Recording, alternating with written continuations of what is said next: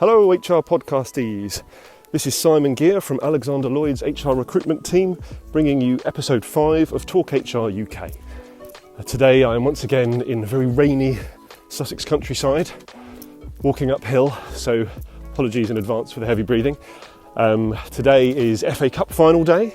It's also the end of Mental Health and Wellbeing Week, which has this year encouraged everyone to get out there into nature. So Vesper, the HR podcast dog, and I are doing that today, and it is lovely, although a bit wet, and we haven't come prepared, so please do have sympathy. Anyway, onwards, episode 5. Today I talked to James Hubbard, a lovely chap who I've known an awfully long time. He's the EMEA Talent Acquisition Leader at Kimberly-Clark. I've known James for about 20 years now. He was my contact at AIG Insurance in recruitment all those years ago. He went across to partnership. He's worked for Mercer Marsh McLennan operating company and now at Kimberly-Clark for some years. And over the last year, in our conversations, we decided we could collaborate on a podcast focusing on diversity and inclusion from a talent acquisition perspective. So we really wanted to touch on how we can encourage hiring managers to embrace diversity and embrace culture change and move away from typical candidate pools that they generally are comfortable with. So I hope you enjoy today's podcast, and I will catch up with you at the other end. Many thanks. Hello everyone, welcome to Talk HR UK with me, Simon Geere. Today's guest on the podcast is the remarkably pleasant James Hubbard. Hello James. Hi Simon, you're too kind already. Well, thank you, sir. Lovely to meet James. I've known James an awfully long time. James is currently the EMEA Talent Acquisition Lead at well-known FMCG global business Kimberly-Clark. Previously, I have to cast my mind back now, James. I remember meeting you at AIG. We've got partnership. We've got Mercer within there. I don't know if that's the full set. Marsh and McLennan, of which Mercer is a part. Absolutely, yeah. So previously, a lot of insurance and financial services, and for the last 3 years here at KC in the FMCG business. Excellent. So James and I, we've known each other a long time, and across the last year in our conversations, we agreed it would be great to record a podcast together, and something that James had a strong opinions about and a lot to say and some great experience in the area of is diversity inclusion within the talent acquisition strategy, basically. So we decided we'd kick a few questions around and try and put something together here that was of interest to people, and I think we're going to do that, James. I'm confident, quietly confident. Well, I hope so. Fingers crossed. We'll see how we go. Exactly. So diving straight in, start off with a real easy one. I mean, what do you think diversity and inclusion now means at an organisational level? And I think it's a great question, because inclusion and diversity, as we reference it in Kimberly-Clark, or diversity and inclusion, people use it quite a lot as a phrase, and actually when you ask them what do you think it means, it can become a little bit blurred, and the way I try to break it down, I read a very good description once, and it's a little bit simplistic, but at a high level I think it works, is that diversity really is the talent acquisition area of focus. It's the opportunity to identify a diverse pool of talent and opening doors to groups that may historically have been underrepresented, and the ability to identify those people and then take them through a fair and consistent process to develop a less homogenous organisation, a more diverse team. There's a lot of data that shows how diverse teams drive better performance. So having a diverse team means more profitable organisations in theory.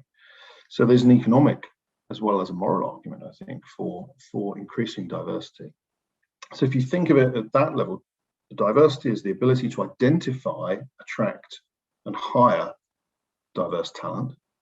The inclusion piece is really, once the people are here, how do you create an inclusive environment where all talent, irrespective of background, gender, ethnicity, race, whatever it may be, feels valued, feels welcomed, and feel that they have an equal voice at the table.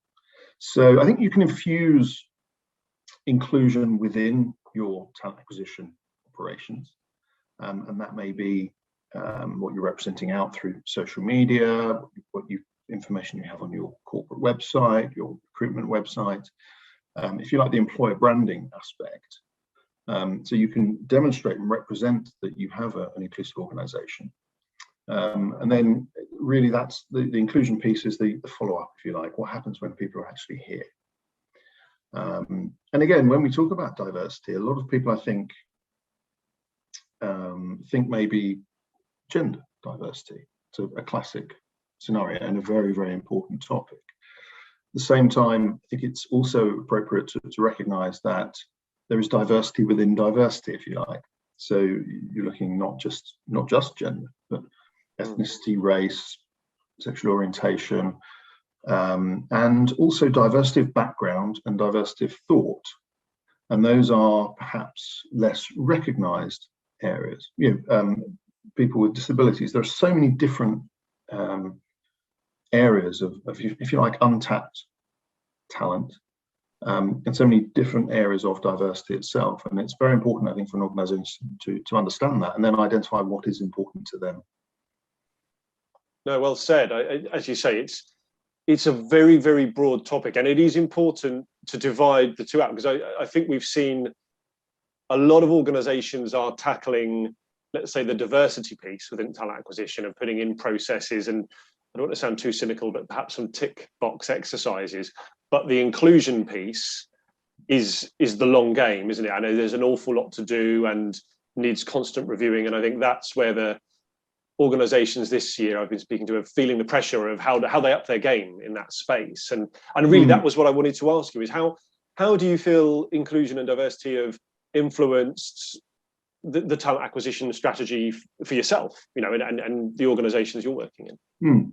Again, really important question, and you highlight a really good point that one of the diversity and inclusion, it brings with it risks.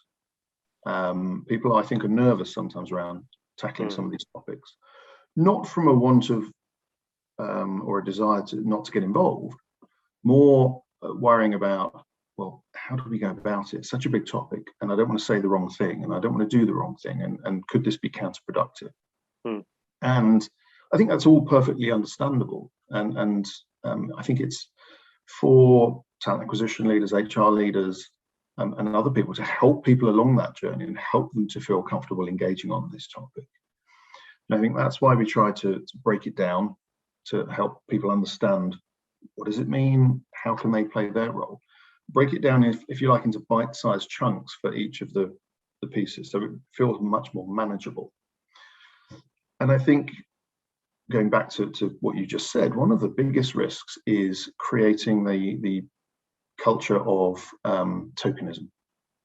Yeah. And there is I think there are a lot of people who feel that what diversity means to them is, I'm being told by an HR function who to hire. I'm being told I have to hire people from this demographic or this gender or this ethnicity, and I'm actually being restricted in my talent pool, and it's around hitting numbers.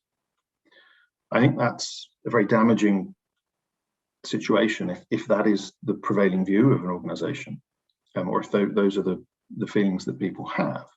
And it can be incredibly counterproductive, because if you have somebody who you're identifying as diverse on your shortlist, they may well be by far the strongest candidate. But if the managers or whoever it may be have the perception that this person is on the list to make the numbers, they may have already prejudged that individual before they've got into the process. So I think it's important to talk these things through and to recognise and understand why people feel that way, and help people to recognise that actually it's entirely the opposite. We're not trying to close doors here and try and get people to hire from certain groups. This is around opening doors. It's around opening up opportunities to talent pools, if you like, of areas that have historically been underrepresented, whether that's unconsciously or consciously. And again, whether that's women, whether that's people of certain ethnicities and races who have been historically underrepresented, who have felt restricted or emasculated in some way, shape or form. And I think creating an understanding from everybody that what we're doing here is we're broadening our talent pool. And by doing that, we could and we should find even better talent. And if we then take those people through a fair and consistent process, and we're able to identify the different areas, the different sort of bite-sized chunks, if you like, of each steps of the process to make sure that that is fair, consistent, and inclusive, we're creating the environment where those people can then perform to the best of their abilities in the selection process. And then we identify the very best talent. And then we infuse that talent into the organization. And then by making sure that we also have an inclusive culture where they feel valued, welcomed, and equal, then that is going to drive the business for the better. I think it's really, really important that those conversations are had with business, and that we try to break down some of those concerns and questions and worries, which are, I think, again, completely understandable. No, I agree, and I think we have seen lots of positive movement in that direction. But you're right to identify that there has been pushback from certain managers who aren't comfortable with the process. I think perhaps organisations haven't presented it well to the staff, haven't rolled it out in the best way, and it's been seen as negative. And as you say, it's taken on a slightly tokenistic piece. And we've talked about the impact of diversity and inclusion. And in one of our earlier conversations, you said there is a need for leaders to have that diversity of thought as well as diversity of background. So what does that, I suppose, what does that mean as a starting point? It's a great question. And I think that for me, what it means is most businesses and a lot of managers traditionally look to hire from their own sector, their own industry, and they often look to hire what they define and what they feel the business defines as the very best talent. And all of that is perfectly understandable. And again, we have the balance between, and a lot of managers in any commercial organization, they're focused on hitting their targets, hitting their numbers, and they understandably want to ensure that the person who's coming in can drive instant results and can move things forward in the right direction. Of course. And so there's a balance between making sure that the individual can do that and also making sure that what is right for the company is also right for the individual. And so this is where we kind of use the phrase plug and play.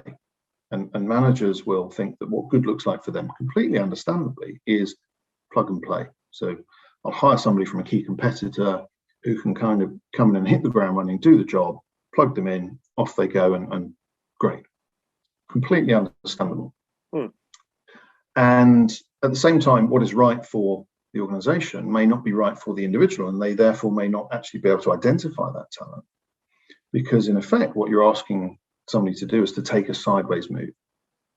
You can, if I can do the role and do it standing on my head, what's in it for me as an individual? Where's the stretch? Where's the growth for me?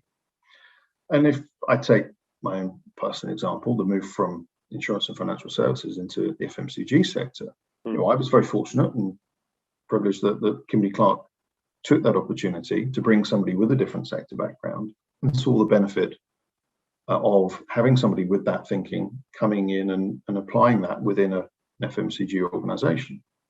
And I'd like to think that I brought some of that and infused a slightly fresh perspective in certain areas, and that's brought benefit to the business. I mean, you need to ask the business; they might entirely disagree. I hope they don't. I've heard nothing yet. But again, I think that's it. I was fortunate that I was afforded that opportunity, and I saw that development stretch as a real positive. It was a real interest to me to gain a different industry sector experience, to broaden my knowledge. And most candidates will want to do that. They will want to have a role where they can hit a lot of the role already, and they also have an area of growth and development. If we didn't have any development, I would still be in the first job I started, and we all would, and nobody would ever grow and progress. So I think it's about us helping managers to understand the benefit of what we call a hire to grow strategy, which is moving away from looking at development stretches for candidates as weaknesses or negatives through the selection process, and embracing them as opportunities for growth and for development, and also an opportunity to infuse fresh thinking, diverse talent, whether that be somebody from a different industry background, bringing somebody in with a different ethnicity, race into a team that's maybe a little bit homogenous. Again, very important to make sure you get the inclusion piece right as well once those people are in the business. And it's around helping managers to understand the long-term benefit of doing that. I often, one of my favourite films, Jerry Maguire, great film, love it. I realised this morning, I was thinking about it, it's almost a quarter of a century old now, that film, which really ages me. Ouch. Ouch. I still think of it as quite a new film, which just shows. There's a lovely scene where Jerry is talking to Jerry Maguire, the sports agent, is talking to his client, Rod Tidwell, the American footballer. And he's imploring him to sort of behave in a way that really helps move things forward. He's not playing the game, if you like. And he sort of says to Rod, he says, help me help you. And I often think of talent acquisition, maybe even HR, as the Jerry character, if you like. And the hiring manager community is the client, the Rod Tidwell. Managers don't necessarily live in our world. They don't understand our world. We may not fully understand theirs. And it's about helping them to understand the benefits that our thinking can bring and this approach can bring to them, as opposed to them being, told, right, you must do this, you must do that, which comes back to the risk of tokenism and counterproductivity we touched on earlier. So helping managers understand that actually bringing somebody in with that fresh thinking can move things forward in a positive direction and can actually improve their team is really, really critical.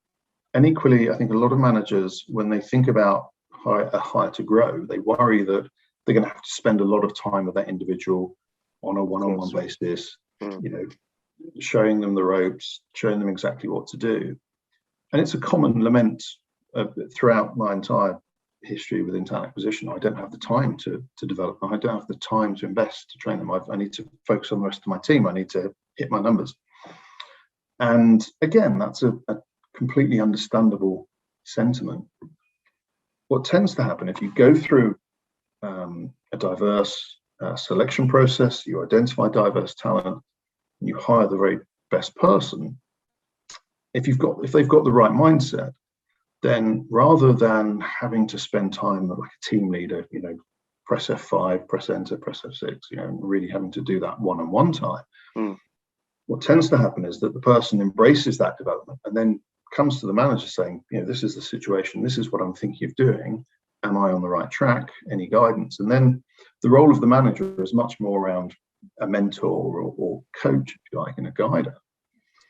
And again, that infusion of fresh thinking may well take the organization to an even better place.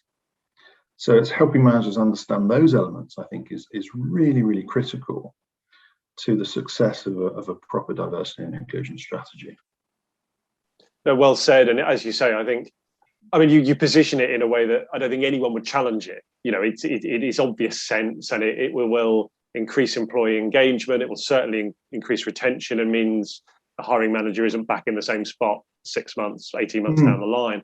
It's just getting it into the business, isn't it? And I think that's the challenge. You tend to find with the plug and play people, they're very much at the top end of your salary scale. You don't have much stretch. And as you rightly say, they're probably going to be knocking on the door in 6 to 9 months saying, okay, what's next? Exactly. And again, I think people often, when if they're hiring a replacement, they tend to want to find the same level of experience as the person who's leaving, rather than where that person was 2 to 3 years ago. And so, sometimes the reason that person is leaving or be promoted is because they've reached the end of the journey in that role, and they're moving on to their next challenge. So why would you hire somebody who's at the same level? Because you're going to find that same issue. So bring somebody in earlier in the development stretch who hits that sort of 70 to 80% of the role already, and embrace that 20 to 30% of the development stretch as an opportunity. That's their growth within the role. That's the hook for them as an individual. And by doing that, you bring in somebody who's engaged, wants to learn and grow, brings that fresh thinking and drives things forward in a positive direction. Exactly, and whilst broadening that diversity piece rather than just bringing in more of the same, which is an important factor. So you mentioned earlier, it is an area that not everyone's comfortable in. I think people are more worried they're going to make a mistake or say the wrong thing, even just in terms of language that's used. So how do we break inclusion and diversity into more manageable chunks? How do we make people more comfortable in this delicate area?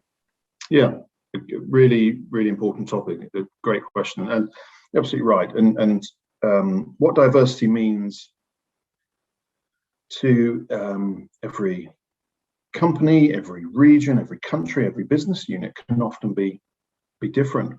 If you take the example of I think the former chairman of the FA, when he was on a select committee call with the House of Commons, he used the phrase people of colour. And social media isn't always the best barometer of nuanced thought, but he was roundly criticised on social media for a phrase that certainly in the UK is seen as pejorative. In North America, it is the accepted and the used phrase and the used definition.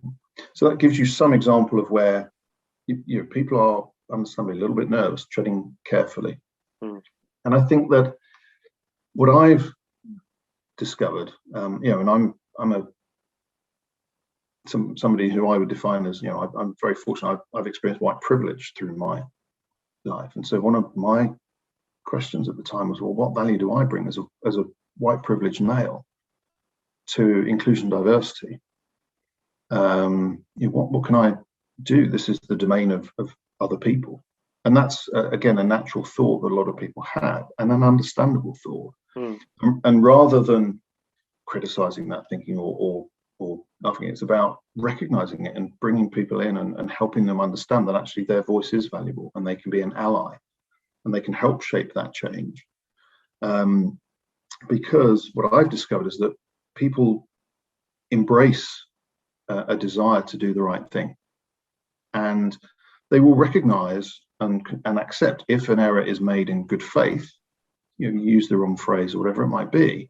If it is well intentioned and the dialogue is open and transparent, you can point people back in the right direction. No offense is taken. Actually, a recognition that you're looking to do the right thing and embrace and drive things forward in the right way is welcomed, and it's welcomed warmly. So I think it's helping people understand that it's okay to be a little bit nervous and be comfortable taking smart risks, if you like, to get out, be comfortable being uncomfortable, having these conversations that may feel awkward. And actually what you'll discover is that people are very much they're delighted that you're embracing that and driving things forward. In terms of the bite-sized chunks piece, that's also really important because it can be seen as a really broad topic. How do we tackle this? Oh my goodness, it's such a big thing. I know it has to be done, but how do we do it? Where do we start? Where do we start? Absolutely. And if we look from a talent acquisition perspective, and we come back to the element, there's no magic formula here. There's no silver bullet that will convert everything. And so what we've looked to do is take each stage of the process and think about how can we do that in a fair, consistent manner and in a way that embraces and encourages diversity. So if I look at it from a recruitment standpoint, it's around opening the discussions in the engagement meetings with the hiring managers at the point of that the opportunity has become available, discussing those options, infusing the ideas of diverse talent, diversity of thought, background, trying to steer people away from simply thinking of one fishing from one pool, helping them to, so we're not trying to cut that talent off. It's around thinking, okay, and we could also add here, and here. And then when you look then at, for example, the next step is probably to advertise the role. How do you advertise it in a way that encourages diversity of applications? If we take a very well-known example, the longer a job advert, the more you will put women off apply, is one example. Data, there's a lot of data around this, indicates that women, and it could be for a number of different reasons, probably most likely because of the way society has operated and the work environment has created glass ceilings historically, they tend to want to hit 90 to 100% of a job advert in their mind that they can do before they will apply. Men, it's anything between 40 to 60%. Yeah. So by definition, the longer an advert, the more accountabilities and experiences you list, the less likely it is you are to identify gender diverse talent. So you're already excluding people, probably subconsciously, unconsciously, through the first point that you hit the market. Exactly. And then, so if you're able to embrace, shorter, more concise job adverts that really can then appeal to the market and represent you as an employer of choice, and then, what's the selection process like? How are we identifying? How are we shortlisting for those roles? How are we representing those people to the hiring manager? And then when we go through the selection process, again, do all of that great work. But if you then have four white men in an interview panel, you are more likely to hire a white male, because people do tend to hire in their own shadow and base aspects on their own experience. Of course. And again, it's natural to have those biases. So it's helping people recognize those, create a situation where you have a diverse interview panel. And then when it comes to the decision, the hiring manager, the most senior people, would speak last and allow everybody else who's been on that interview panel to speak up. And we encourage managers to make sure that they're thinking and listening to the feedback, factoring that into their decision before the decision is made. So I think it's about looking at each step of the process, trying to make it as fair, consistent, diverse as it possibly can be, to create the opportunities for all. And then you move to the I, if you like, that inclusion piece, to make sure that people are included, and then that leads to the retention and development aspect as well. Definitely, and as you say, it's important just to start, and some of the things we have been doing right. I mean, competency-based interviewing is, it's still rightly or wrongly, not everyone agrees, but it is pretty inclusive. Do you know what I mean? As a concept, rather than, as you say, two people of a similar background sitting down and having an informal chat about things they have in common, which is far from inclusive, and yet still particularly sometimes in my industry, how an awful lot of people get hired. I agree. I mean, I've got no names, but the first time I joined the recruitment sector, the first thing the person who picked up the phone commented on was that I was a member of a cricket club, and so were they, and they love cricket. That was the opening conversation. And people tend to hire people because they like them. And I've noticed through my, when I was looking at graduate recruitment, when I was in the insurance area, my natural, when I saw somebody from my own university, I was like, somebody from my own university. I had to stop, I had to check myself and go, right, you mustn't judge that person based on that. You have to look at the criteria. So it's perfectly natural. We lean towards people like that. We look as humans, we look for connections. And so understanding that, embracing that, recognizing that, and challenging yourself in a positive way to make sure that you're not allowing that unconscious bias to factor into your decision is really of critical importance. And if we take the example of competency-based interviewing, it's really important that when we look back and we assess the performance, we base it on the information that's in front of us, not maybe so much the way it was delivered or the relationship we built with the person, the rapport we build. You will like the person based on their ability to do their job. And often that can get missed if we're not looking at the competency information and the facts in front of us, because naturally we look at the external factors, if you like. Did they build rapport? Do we connect with them? And it's so important to connect with the content of the interview, not necessarily the external factors that surround it. Completely agree. So, you touched on graduate recruitment and early years there, and that's I suppose that weaves nicely into the long-term benefits of inclusion and diversity on organisations. So, tell me a bit more about that. What's your thinking there?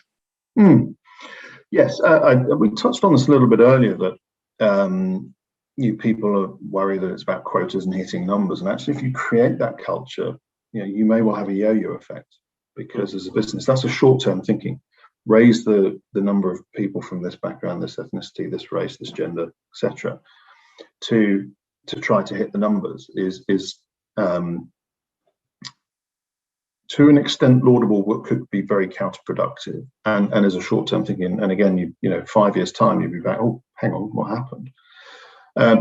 So I think it is important to focus on a short, medium, and long-term strategy. If I look back to my time in the insurance industry, working in the London market, you had decades, in fact centuries, of predominantly white male-dominated environment. So you're not going to break that cycle overnight. And if you are looking for experienced hires, a much higher percentage of them will be white males, because that historically is how that industry has been for many, many years. So in that scenario, it's absolutely right and important to try to identify the diverse talent at all levels. Equally, it's important to recognise that success may be a 20 to 30 year process to have a fully inclusive industry and environment. So that might mean that there's a focus on, from the long-term strategy, the focus, if you like, on your graduate, your apprenticeship programs, trying to work with maybe a not-for-profit organisation, or even a profitable organisation that helps people from certain backgrounds, ethnicities, race, genders, whatever it might be, that you feel is the right area for your industry, your business, to drive things forward. And then again, once you've done that, it's then around the inclusion bit. How do you then make those people feel comfortable, give them a voice, make them feel equal, and you assess them equally, and you give them the opportunity to progress and be retained and grow. And in 20 to 30 years time, theory, if you do that for your programs each and every year, as well as looking at each vacancy as an opportunity to identify diverse talent, then that's how you can create a sort of a short, medium, and long-term strategy that really brings long-term meaningful change. Exactly. It's you said the important thing there. Nothing changes overnight, and especially in this space. And as you say, it's important to think on that long-term basis, but act now to secure that future diverse talent pool and brand as a business. Really, it can feel. I think when you're involved in something like this, I equate it to. My wife and I are fortunate, blessed. We have 2 children, and when you see them every day, you don't notice their change or their growth. It's only when you look back at photos from a holiday or something from 2 to 3 years ago, or even 12 months ago, you go, oh my goodness, they've changed. Because you're in it every day, you don't necessarily recognize it. Exactly. I think it's very important for organizations to not to look at pictures of my kids, but to look at it, okay, this is where we were 12 months ago. We have progressed. We have moved forward. Exactly. It doesn't always feel like it when you're in it day to day, and it's churning, and you have challenges and bumps along the way as an organization. Everybody does. If you can look back and go, right, 2 years ago we were here, 18 months ago we were here, 12 months ago we were here, and how can we do it even better? You're getting up every day and thinking, right, how can I be even better? How can we make that and be involved in that change? In 2, 3, 5 years' time, you should be looking back going, wow, never fully satisfied with where you've got to, and hopefully at the same time proud of where you have come from and got to, and look to continue that journey. It's the old Chinese proverb, isn't it? The journey of 1,000 miles begins with a single step. And if everybody is taking those steps every day, that's a heck of a lot of the journey. Exactly. Very well said. So it would be wrong in some ways not to bring up the pandemic and COVID-19, as it has obviously affected us all personally and professionally so much over the last 12 months. To timestamp this podcast, we found out yesterday that in a week's time, the next roadmap milestone has been reached, and I don't know that we'll be hugging, James, but we can wave at each other from the established meter and continue our relationship. But but in terms of the impact of COVID on diversity and inclusion specifically, we discussed this before. I mean, have there been pros alongside the many obvious cons, if you know what I mean? Again, I think really important question and a very good question. And I think I'm probably experiencing here what some people experience when they're talking around diversity and inclusion. There is a nervousness around saying the wrong thing because it's such an emotional situation. People have gone through so much, not just here in the UK, but globally. And I think it's very, very important to recognise that. And what we talk about here isn't necessarily demeaning that in any way, shape, or form. I think if we look at it from a societal and an economic perspective, there is data that suggests, some very strong data, certainly within the UK, and as far as I understand from speaking to colleagues, it is replicated elsewhere, that with the impact on the economy and on employment, that women have been impacted far more through the situation with COVID-19 than men have overall. So that's an example where, again, I'm sure unconsciously, but it has fortunately impacted one demographic more than another. And that's an example of again, how far we still have to go with these. And all of these are very, very difficult decisions for companies, for governments, for human beings, and very important to recognise that. Where I think it has created future opportunities and a greater understanding is in the flexibility of work and how we work. And I think we have all been on Zoom calls, meetings, or Teams meetings, whatever technology, where a child has walked into the room, or the doorbell's gone, and the Amazon delivery man's there, or something, whatever it might be, or woman. It's and I think actually we've embraced those, and it's created, in some ways, it's brought people closer together because we've recognised the human element of work. Definitely. I think when everyone's in an office, it can create, you put your work mask on a little bit, and I think everybody, to a greater or lesser extent, does that. And I think everybody still does that when they're working from home. I think people's barriers have dropped a little bit with these pieces, and I think it's created some positivity in terms of bringing remote teams together, and it's helped businesses understand that work can be done remotely. Now, what good looks like for different organizations, again, within different countries, different departments, different demographics, will be very different. And actually, if you create a rule of flexibility, you're then giving people no flexibility. It's a very strange one going forward. I think there are opportunities to, if you look at talent acquisition, I think a lot of organizations would have shied away from video-based interviewing, for example. Yes. And actually the pandemic has, for some organizations, almost forced their hand towards that. And people have seen that it can be done. And you can also onboard people remotely. Humans are very resilient and adaptive. And at the same time, maybe they have a natural unwillingness to change. And what this has done is it's created an environment where they've had to change.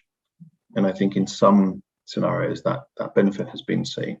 And I hope that going forward, organizations can embrace that opportunity and use it as a springboard for, okay, well, now we can do this. How can we do this rather than should we do this, or why should we do this? It's how can we do this? How can we create environments where we can maybe hire people with disabilities who can't come into an office? We've seen that we can set people up remotely. Can we do that safely? Can we bring people in that we may have previously unconsciously excluded?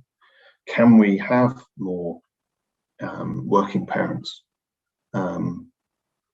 working more flexible hours? That's not just working parents, but just generally. People want to flex their hours. How can they do that? And putting trust in the individuals that they will behave responsibly and professionally. So I hope it will be a springboard for many organisations to work on that. I expect that it will be. I expect there will also be, again, understandably, maybe the pendulum will swing the other way. So when people can get back into the office, there will be some business areas, maybe a reversion to some of the more traditional thinking. Well, now people can get back in the office. We want them back in the office, and it's really important. Yeah. And again, I understand that. It's an understandable sort of train of thought. And at the same time, there will be some people who may not want to do that, who may not be able to do that. And I think the businesses that are the most successful will be the ones that recognise the positive aspects of flexible working, remote working, and other aspects, and use that to create the right inclusive culture. I would hazard a guess that those that revert to very much traditional thinking and will want people in the office 5 days a week and will want to be doing things just exactly as we did before, may well find it harder to identify and retain the very best talent. I agree. I think attract, retain, and grow that diversity. At the end of the day, it's as you say, with it. One thing that you've mentioned, is perhaps an unexpected positive side effect of COVID. As you say, it adds so many people to your talent pool if you are in the market to grow your team or whatever it is, start up to support a new product, whatever. And by not taking advantage of that, I think is short-sighted, even in the most traditional of office-based professionals. But we will see. You're right. Absolutely. And I think it's, as I said before, I think it's understandable that the pendulum might shift back. And there will be some industries where, again, going back to the London market insurance, that is very much a relationship-based approach. So I would imagine that a large number of brokers, underwriters, and things like that will be embracing the opportunity to be back and having that engagement, the personal contact, and nothing wrong with that whatsoever. And there will be other sectors or even areas within certain industries that could flourish more by embracing a more flexible approach. And I think it's important to recognise that there's room for both. There's no right or wrong answer, but embracing those opportunities should give you the best platform to hire and retain the very best talent for your organisation. Thanks, James. So, on a very practical level, I mean, you've got some great experience in this field. I mean, what recommendations would you offer organisations that are at that point now, where they recognise they need to do a lot more? They want to overhaul, as it were, their inclusion and their diversity offering. What are the top tips for where they'd start if they're not 100% confident in what is, as we've agreed, a tricky area? So I think first things first is, as an organisation, what are you wanting to achieve and why? What is important to you and why? Assessing that, understanding that. And again, that will be different. We're a global FMCG, operating in multiple territories, all of which will have different definitions of that. So what good looks like for each organisation is different. Once you've identified that, I think it's around breaking it into those bite-sized chunks. So try and keep it simple and high level to start with. What is your diversity strategy and what is your inclusion strategy? And then looking at each element from a talent acquisition perspective, how can we take the right steps at this stage, at this stage, at this stage, and this stage? And I think a lot of people think, as we touched on earlier, see this as an area of nervousness. On the flip side, what a privilege, what an opportunity to be the person and be part of that change, be part of an organisation that is opening previously unopened doors, that is opening up potential talent that may never have been looked at within that industry sector before, or may have been maligned or underrepresented. That's a fantastic opportunity, and a great responsibility for, if you like, for talent acquisition and others, the hiring managers, other partners, to embrace that. I think flip that nervousness on its head and think of it as the opportunity, and then remind yourself that what good looks like is going to be different. These things do take time. Make sure that you're looking back and recognizing where you've come from as well. And then I think it's around, I say, don't forget the I. From a talent acquisition perspective and a business perspective, you can identify that great diverse talent. You can bring people in. If you don't at the same time drive an inclusive culture and create an environment where people have a voice, it's not just about giving people a seat at the table, it's giving them a voice at that table, and an equal voice at that table. If you're able to do that, then you will retain and develop. And then it becomes a positive cycle, because your employees will be your ambassadors. Each step and each opportunity on the market, you're a brand ambassador for your organization. So how do you embrace that? And then, reputationally, if as an organization, then you will gain a reputation in your industry sector and more broadly as being a company with a great culture, with an inclusive environment, where people are treated correctly. And then you become a talent magnet. And what a fantastic platform to have. And from a talent acquisition perspective, by focusing on that diversity aspect and also helping the business to understand both the diversity and the inclusion elements, you could be part of real, meaningful, long-term change. And I think everybody, if you ask them, do you want to be part of that? 99.9% of people say absolutely yes, please. So if you think of it in that way, I think that's a really helpful way to sort of look at it and can really start to engage people on the topic. But break it down into bite-sized chunks, make it manageable, and again recognize that that journey of 1,000 miles, if you like. I think those are my kind of top tips, and recognize you'll have bumps along the way.